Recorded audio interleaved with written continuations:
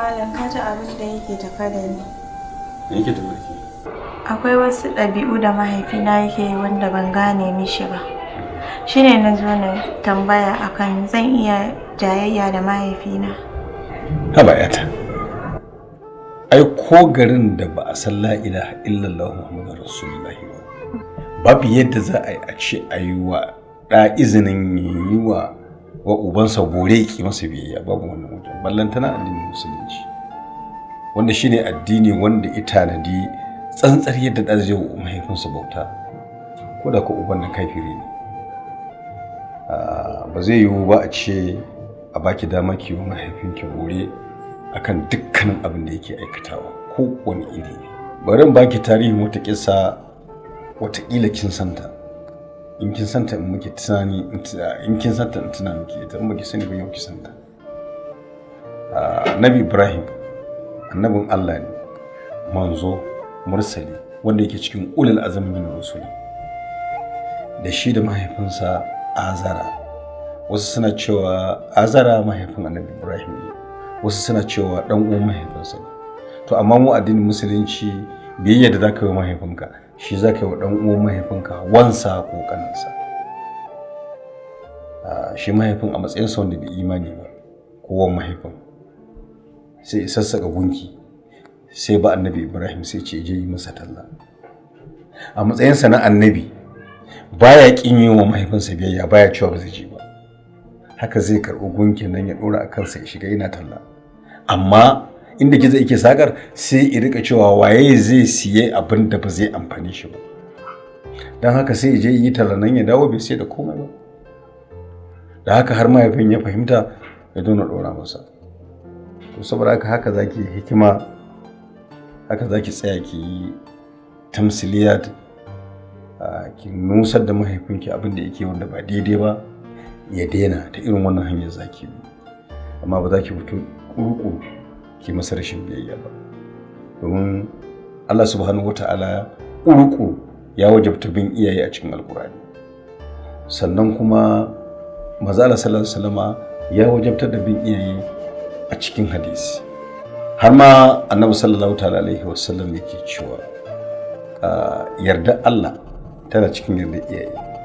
Idan iyayenka ba su yarda da kai ba, Allah bai yarda da kai ba. In ku iyayenka suka yarda da kai to Allah ubangiji ya yarda da kai. Saboda haka shawara da zan baki kenan, ki lallaba mahaifinki ki masa biyayya. Insha Allah malam zan yi haƙuri na ci gaba da yi masa biyayya kamar yadda ka bani shawara. Shi ne wajibi.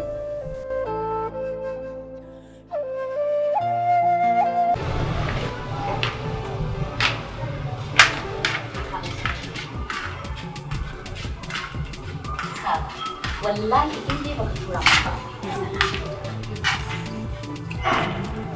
saboda wallahi ina buƙatar siyan ziyarci. Ka gane ina son zan je canza waya sannan kuma ina son zan shiga kasuwa. Allah in har baka tura min ba akwai matsala saboda na faɗa maka zan je in canza waya kuma ina son zan shiga kasuwa yau. Allah sarki su yarda shi yasa nake ƙara son ka wallahi. To shikenan tunda dai har ka yi alƙawari ni kuma ba zan matsa daga inda nake ba har sai na ji shigowar su. Okay, bye bye, take care. Aha. Kai dan wahalalliya wannan ai kai ne dan marainiya.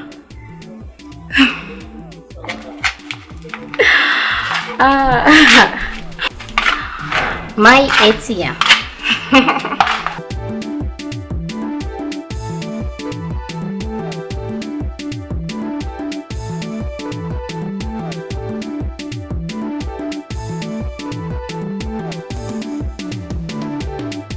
Ba komai ne yake janyo taɓarɓarewar wannan zamanin namu ba. Da lalacewar wannan zamanin da muke ciki. Face inda mutane suka raja'a wajen kafa ginshikin auren da za su yi ba a tafarki sunna manzo Allah sallallahu alaihi wasallam. da inda mutane suka tabarbare suka lalace suke kafa ginshikin aure bisa niyya ta san duniya, bisa niyya ta wani ra'ayi nasu, shi ya janyo 'ya'yan da ake haifa.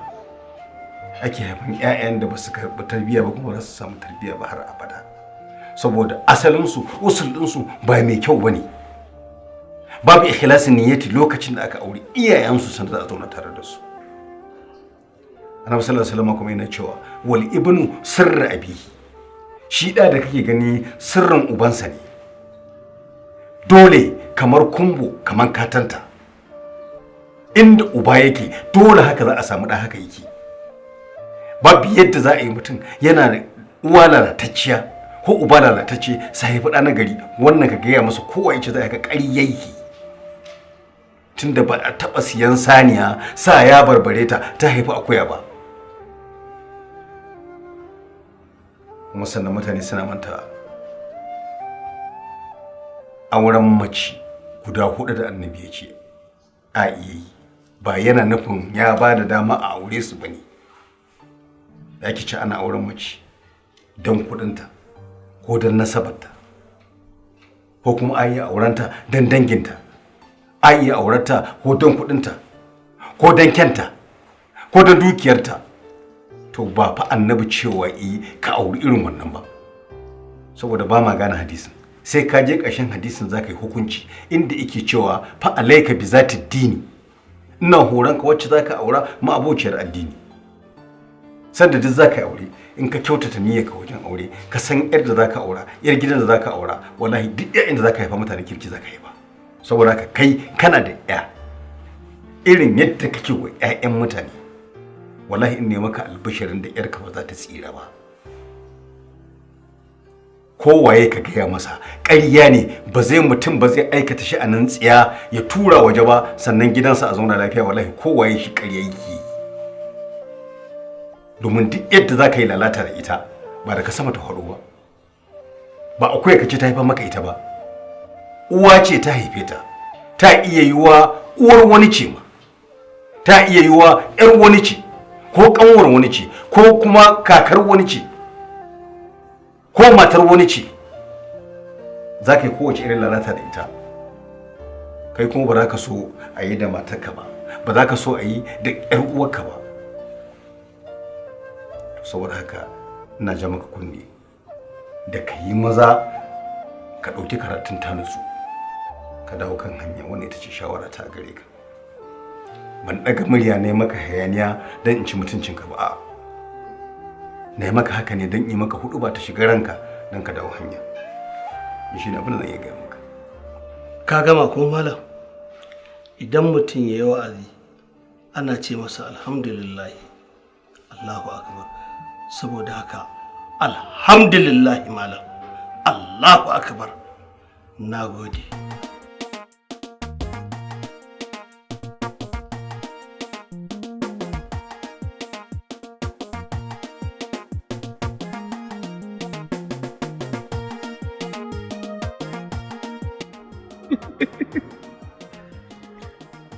Ni hagu,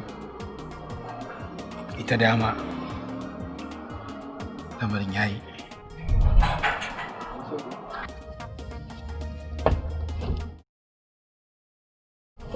Wai bacci kika fara ne? Wallahi na ka daɗe baka so bane, shine nace bari in ɗan kwanta.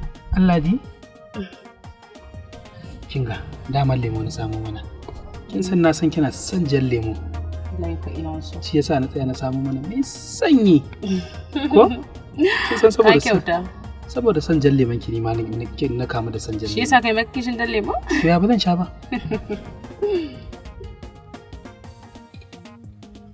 To sai ka buɗe mamma? Annaba kika buɗe, ashe ba son ki nake ba kenan. Haya. Ha, ai rayuwa sai da ba dan Allah. Ki dan ƙara mana. Kudin wannan shan da nayi? Baki sha ba, abinda kika sha wannan dan Allah. Jibi ba? Ko rabi baki sha ba ai. To bari in ƙara. Yauwa ko kefa.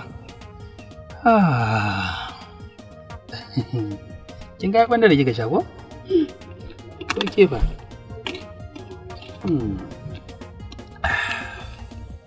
Menene?